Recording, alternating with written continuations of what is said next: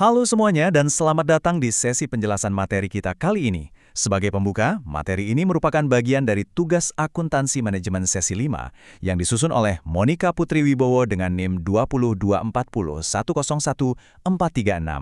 Nah, sekarang mari kita ubah sedikit cara pandang kita. Coba bayangkan saya ini adalah konsultan manajemen Anda dan Anda adalah seorang eksekutif level atas di sebuah perusahaan manufaktur raksasa.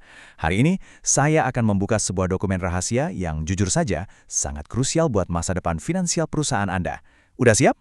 Mari kita mulai. Oke, ini agenda pengarahan eksekutif kita hari ini. Setelah pengantar tadi, kita akan langsung masuk ke krisis akurasi biaya, terus kita bedah soal penyerapan overhead 2 tahap, mulai dari pusat biaya di tahap pertama, sampai pembebanan produk di tahap kedua. Dan terakhir, kita bakal lihat gimana activity-based costing atau ABC bisa mencegah kesalahan harga yang fatal. Tujuan kita cuma satu, mengungkap kebocoran profit yang diam-diam lagi menggerogoti pabrik Anda. Bagian pertama, krisis akurasi biaya. Mari kita mulai dengan sesuatu yang mungkin bikin Anda sedikit kurang nyaman. Sebagai seorang eksekutif, Anda pasti sering kan baca laporan profitabilitas produk setiap bulan dan merasa, semuanya aman terkendali. Tapi, gimana kalau saya bilang, laporan yang lagi Anda pegang itu sebenarnya cuma ilusi finansial? Coba tanya ke diri Anda sendiri. Mungkinkah tanpa disadari Anda lagi terus-terusan mendanai produk yang sebenarnya merugi, dan parahnya lagi, malah pelan-pelan mematikan produk yang jadi mesin pencetak uang Anda? Ini bukan sekedar teori akademis di atas kertas loh, ini krisis nyata akibat salah hitung biaya overhead. Inti masalahnya ada di sini. Kita harus paham betul bedanya biaya langsung dan tidak langsung. Biaya langsung itu gampang banget dilacak. Anda tahu persis butuh berapa banyak baja buat bikin satu mobil, atau berapa jam upah untuk pekerja perakitan. Jelas. Tapi, begitu kita masuk ke overhead tidak langsung, ini mulai berantakan. Ini area yang rumit dan suka sembunyi dari radar.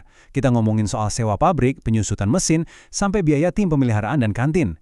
Kalau biaya-biaya ini nggak dialokasikan dengan benar, margin keuntungan yang Anda lihat di laporan itu, bakal melenceng jauh dari kenyataan.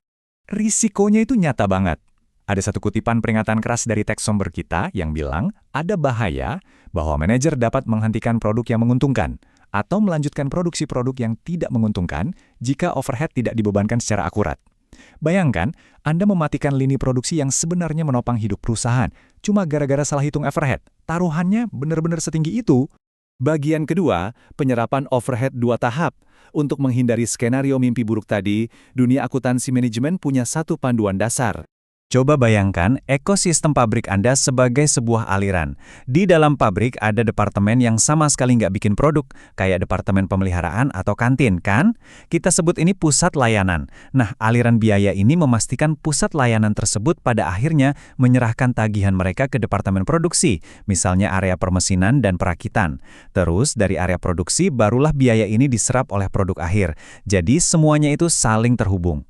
Biar nggak pusing dengan teori akademis, mari kita ubah ini jadi kerangka kerja 4 langkah yang super praktis.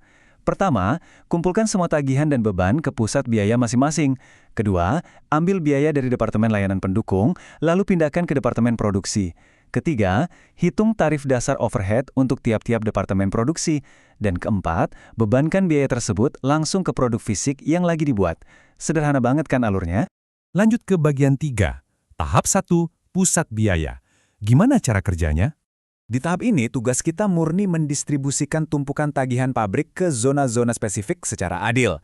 Logikanya gimana? Pakai dasar alokasi yang masuk akal. Analoginya gini deh, kalau tagihan sewa gedung turun, siapa yang harus bayar paling mahal? Ya pasti departemen yang makan tempat paling luas dong. Kalau mereka pakai 20% luas lantai, wajar kalau mereka nanggung 20% tagihan sewa. Logika sebab akibat ini juga berlaku buat listrik berdasarkan pemakaian daya, atau asuransi berdasarkan nilai mesin di departemen itu. Tapi tunggu, kita punya masalah kecil nih. Departemen kayak pemeliharaan, gudang, atau administrasi umum kan sekarang punya tumpukan biaya, padahal mereka nggak produksi barang apapun buat dijual. Artinya, mereka nggak bisa langsung membebankan biayanya ke produk. Solusinya, biaya mereka harus didorong atau dialokasikan ulang ke bawah, menuju departemen mesin dan perakitan yang memang beneran bikin produk. Langkah ini krusial banget biar nggak ada sepeser pun biaya yang menggantung atau jadi anak tiri tanpa tuan. Masuk ke bagian 4, tahap 2, pembebanan produk. Disinilah semua biaya tadi bermuara. Setelah semua biaya terkumpul di departemen produksi, sekarang saatnya membebankan biaya itu ke produk fisik. Untuk ngelakuin ini, kita butuh yang namanya tarif overhead. Anggap aja tarif ini kayak uang tol. Setiap kali ada produk lewat dan diproses di sebuah departemen, produk itu wajib bayar uang tol atas fasilitas dan listrik yang dia pakai di situ. Hitungnya gampang. Total overhead departemen dibagi dengan dasar alokasi, biasanya pakai jam mesin atau jam tenaga kerja. Biar lebih kebayang, kita pakai angka dari contoh kasus kita. Katakanlah, Departemen X punya tarif tol sekitar 2 pound sterling dan 22 pence per jam mesin. Nah, kalau ada satu produk rumit yang butuh diolah selama 10 jam di departemen itu, berarti produk ini bakal menyerap biaya overhead sedikit di atas 22 pound. Coba bayangkan kalau Anda lupa masukin biaya 22 pound ini ke harga jual produk. Fix, Anda bahkan rugi di setiap unit yang terjual. Nggak mau kan hal itu terjadi? Bagian 5. ABC mencegah kesalahan harga. Sistem 2 tahap tadi emang masuk akal, tapi disitulah kelemahannya bersembunyi. Kelemahan metode tradisional adalah mereka terlalu mengandalkan rata-rata kasar, seperti total jam kerja. Padahal, kadang ada produk super rumit yang nggak butuh banyak jam mesin, tapi butuh inspeksi kualitas berkali-kali. Biaya inspeksi ini sering lolos dari pantauan. Disinilah solusi pamungkas para konsultan masuk, Activity Based Costing atau ABC. Alih-alih main pukul rata pakai persentase, ABC melacak pemicu spesifik yang benar-benar bikin suatu biaya itu muncul. Intinya, ini tentang menemukan murni hubungan sebab akibat. Coba kita bandingkan head-to-head. Sistem tradisional itu sangat berbasis volume. Kalau Anda bikin 10.000 barang sederhana, barang itu bakal menyedot banyak banget overhead cuma karena jumlahnya banyak, padahal mungkin biaya administrasinya kecil. Sebaliknya, ABC itu mendetail banget. ABC sadar bahwa biaya persiapan mesin itu terjadi berdasarkan jumlah pesanan, bukan berapa lama buruh bekerja. Dengan ketelitian kayak gini, ABC bisa mencegah kesalahan penetapan harga yang fatal, ngasih Anda transparansi total soal biaya asli dari produk Anda. Jadi kita sampai pada kesimpulan dari pengarahan kita. Saya ingin menutup sesi ini dengan satu tantangan buat Anda. Apakah Anda masih mau main tebak-tebakan dengan margin profit pakai metode usang? Atau Anda sudah siap untuk merombak ulang strategi penetapan biaya demi melindungi dan melipat gandakan keuntungan perusahaan? Ingat ya, dalam bisnis modern, akurasi itu bukan lagi sebuah kemewahan, melainkan syarat mutlak untuk bertahan hidup. Terima kasih sudah bergabung di sesi penjelasan materi sesi 5 ini. Semoga ini bisa jadi titik balik buat strategi perusahaan Anda ke depannya.